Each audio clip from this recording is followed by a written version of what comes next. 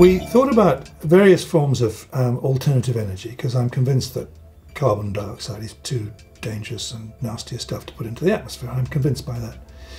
And we looked at solar panels, but because this is a listed house, the local authority wasn't keen on that, on allowing us to do that. But I'd heard of ground source heat pumps, and I was very intrigued by the idea of getting the heat in the soil and turning it into hot water and hot radiators.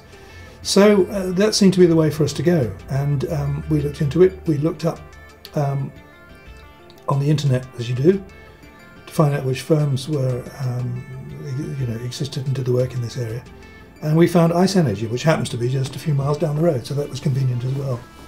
So, having been convinced by what we'd read about, we then went and spoke to them, and we were very impressed by what they told us.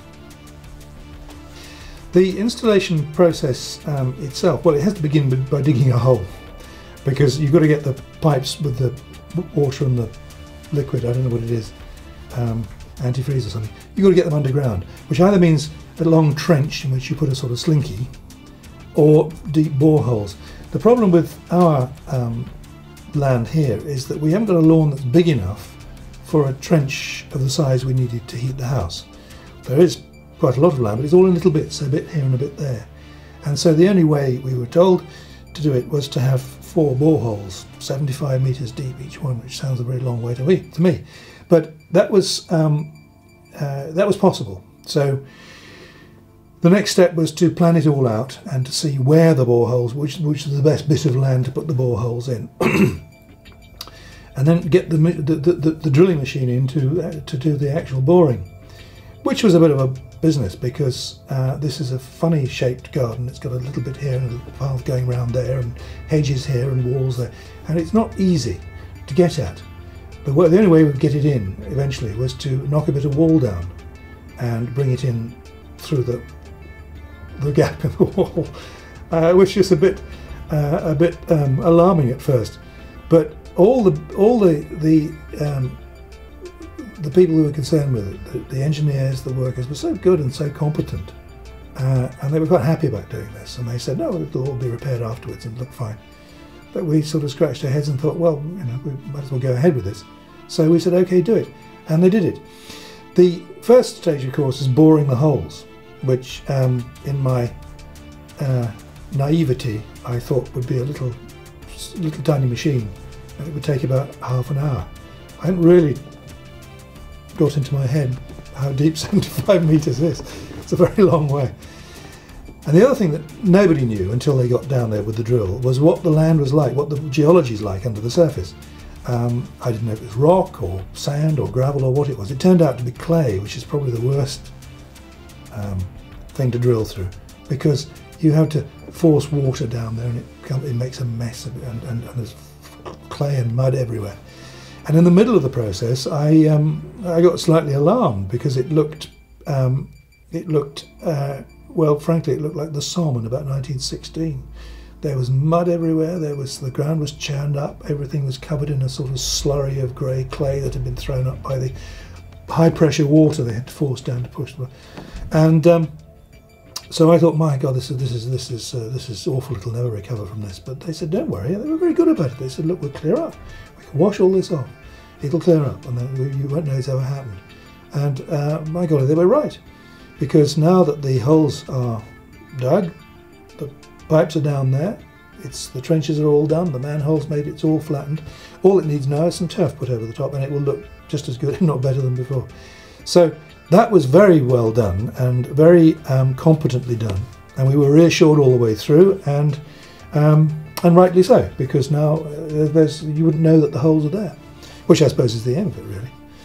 The process then became sort of, having been external, it then went inside the house, and all the pipes needed to be brought in, and the heat pump itself put in place, and the big hot water tank next to it. This is a plumbing matter, and I don't know anything about plumbing apart from the fact that you join pipes together and put stuff through them. But our plumber, whom we were very lucky with, because he knew the layout of the house, he'd installed a bathroom at the other end of the house for us a couple of years ago, so he knew where all the pipes were and which way the joists went and all this sort of stuff.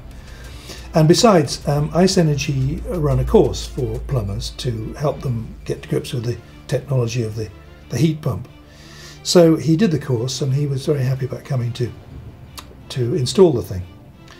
And it's a big piece of kit, and the water tank next to it is a jolly great big water tank, and the pipework looks like the interior of a submarine. So there's a lot of joining together of pipes and a lot of getting things into small narrow gaps. But again, it all went in, and it was just a process of, will this bit work in there? No, it won't. Let's try it the other way. Oh yes, that's a bit better. That sort of business. And now it's all done, and it looks very impressive in the room where we got it, and it's humming away to itself and producing enormous quantities of hot water. Well, we chose Ice Energy partly because their website was so good and was so explanatory and so clear, and partly, frankly, because they're just down the road. They're 2 or 3 miles away in Ensham, which was a great boost to us. Say with complete confidence that they were very, very good from the beginning, that their explanation of what the process is, how it works, and what they would do was clear, honest, straightforward, and very easy to understand, and truthful, as we've since found out. Their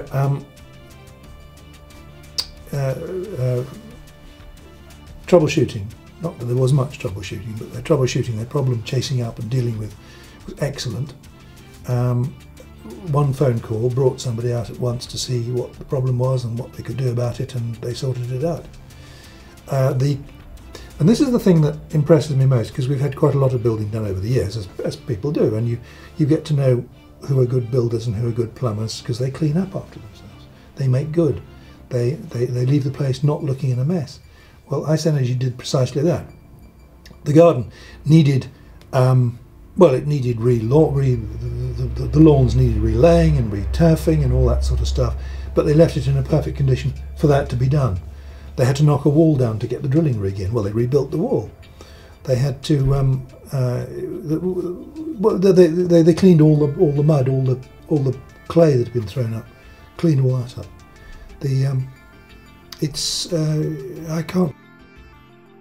I can't find any higher words of praise than to say that they left the place probably better than they found it.